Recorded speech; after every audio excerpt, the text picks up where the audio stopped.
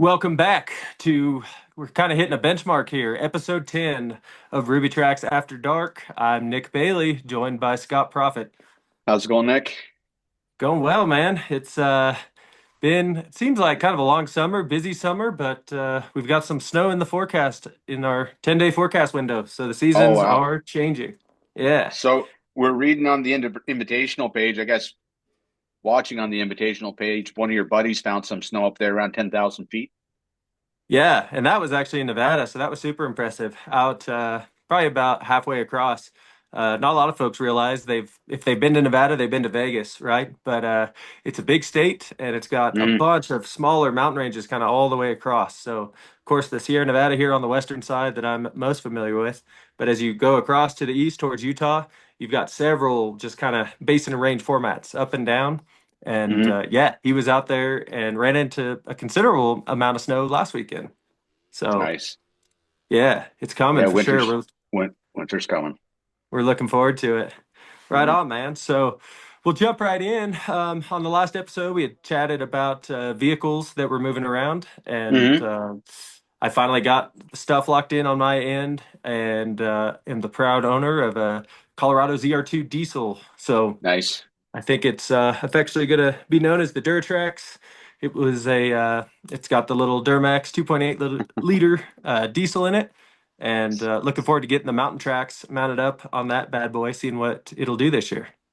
So how are you going to cope with this new high-speed vehicle now? You don't have all the gears that you had in the SnowRunner. Yeah, it's going to be interesting. From a straight up gear ratio perspective, I'm certainly going to be down compared to how I used to be. But I Yeah, figure with the low end torque difference, that Toyota had the 3.4 dual overhead cam V6, so it yeah, didn't really make any power. I didn't really do anything unless I was above 2,000, 2,500 RPM. This right. thing makes its peak torque below that. You know what I mean? So I think that's going to help a little. It's also an automatic, so the action that you get from a torque converter, I think, is going to Yeah, help a little bit as well. yeah, you'll So, get some slip, right? I wonder what the stall is on that torque. Any idea? man, I don't. I wouldn't even want to wager a guess because all Yeah. anytime I'm talking about that stuff, it's like with gas powered race cars, and I'm sure my guess would be way off. But you'd think, like, just thinking from a general perspective, a diesel engine is known to rev about half as much as a gasoline. So you would think just by that nature that'd be a lower stall, right? Because Absolutely. that thing will Yeah. purr at a much lower RPM in theory. So Right. it might surprise you for how slow you can get it to go.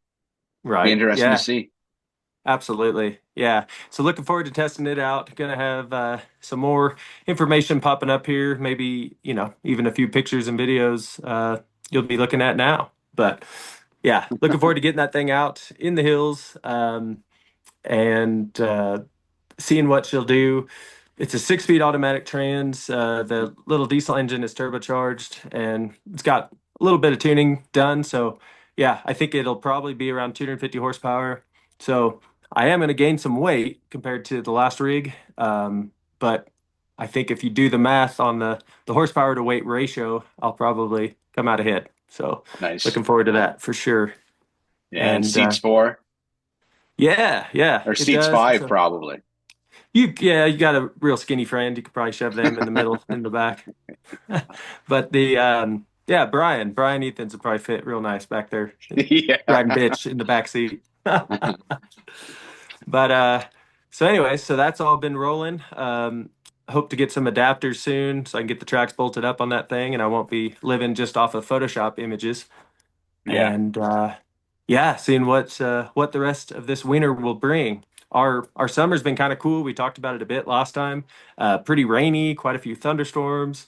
So, this is one of those seasons that kind of drives everybody mad, I think, hmm because we kind of fall right on the line where there's not a whole lot of normal predictions other than that's just the mean because half the people are saying big and half the people are saying light.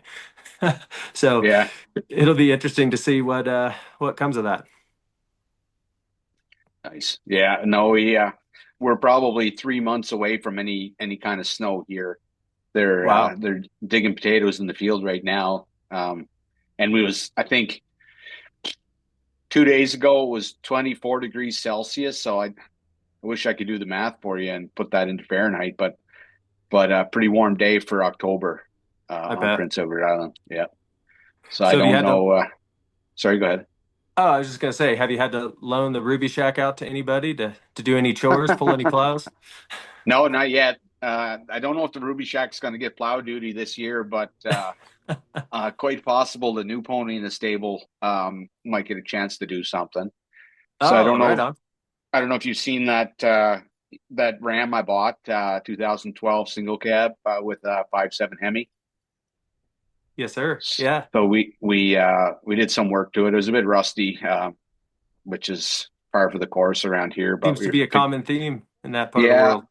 yeah, we fixed the floor pan and did some front end work on it, and now it's running good. And so I'm gonna just steal the tracks off the Ruby Shack here probably this weekend and get it up and running.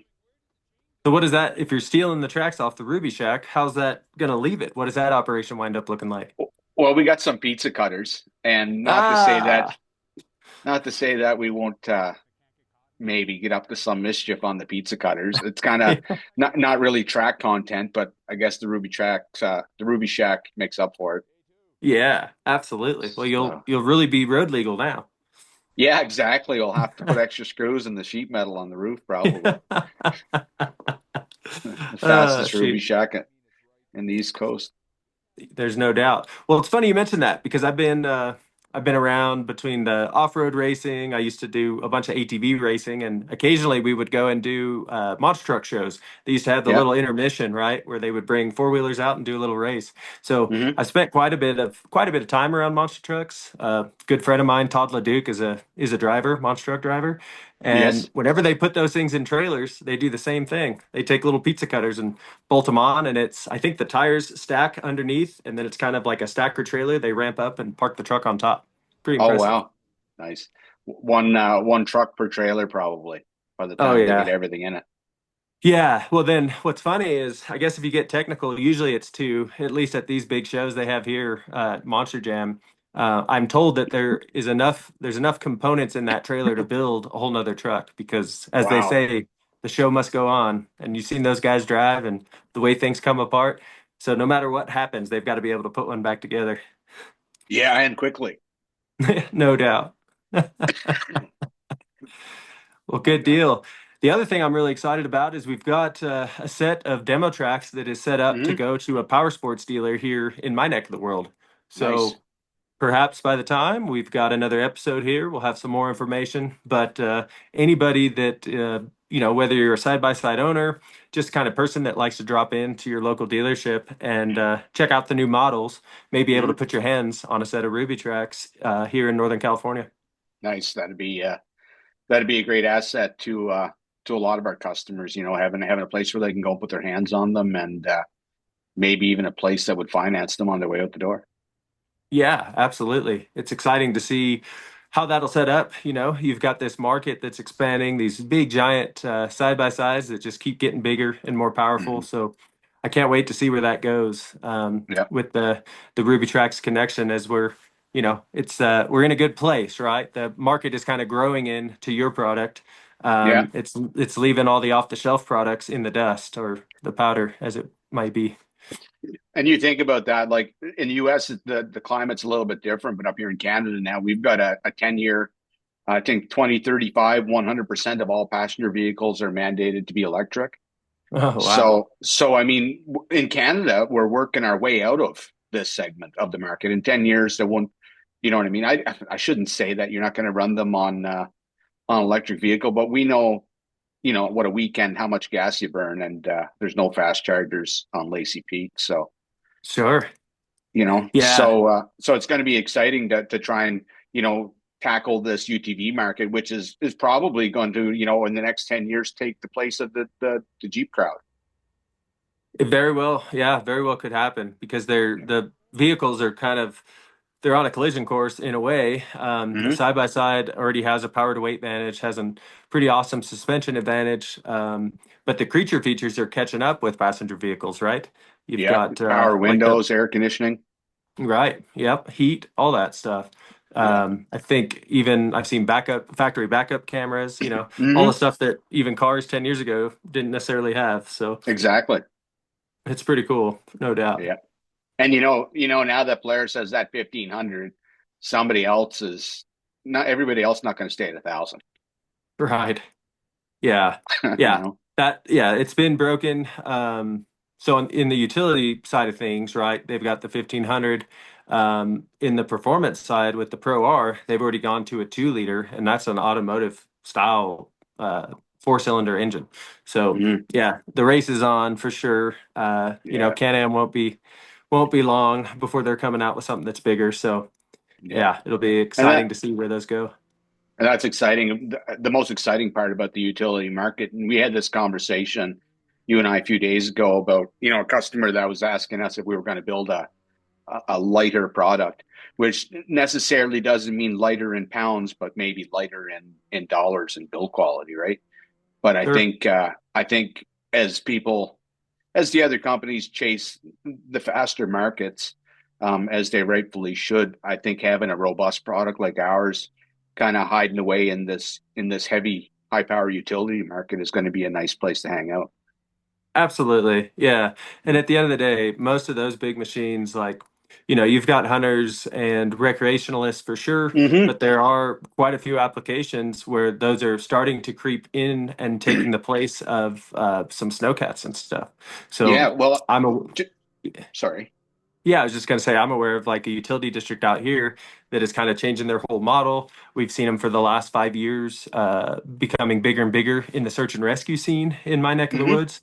So all of those, I mean, those are heavy duty, hard use. It's not something that gets used 3 times a year. It's something that gets used 3 to 4 times a month or maybe more. Hmm. So Yeah. And to touch on that, I got a phone call a couple days ago from a gentleman, and their core business, I guess, is pulling impaired sledders off the mountain. huh, So they were trying to find a solution, and when he called me up, they were tossing around like between a forerunner and a Jeep, and because the UTVs, to their understanding, just weren't big enough to get like two guys in handcuffs and helmets in, right? right. So now that this 1,500 exists, now they went back to the drawing board, and they're going to reconsider their full size vehicle, because I mean, you gotta haul some guys back in handcuffs. They're probably not on the groomed trail where you expect them to be, right? You might end up having to go on a stroll to get a couple of these guys. You don't want a 6,000 pound rig, probably. You want a 3,000 pound rig. So Absolutely. I think not that I endorse drinking on the mountain, or that I want to see people get arrested, but it's going to be another problem that needs to be solved all over the continent. Sure. Yeah. And then, as with anything, whether it's off-road related or over snow related, if you've got a couple of bad apples out there, the enforcement thing is kind of a necessary evil because the last thing that we would want is just an all-out closure, right? So Yeah, if it absolutely. gets, yeah, so if you don't have agencies that are willing to go out there and keep things safe, unfortunately, in the world that we live in, the easy answer is just to shut the gate, right? Yep, absolutely. Yeah, and it's the last thing we want. I mean, we already are fighting a battle, even though we do, zero damage to the environment, but try not to give them any reasons, right? Absolutely.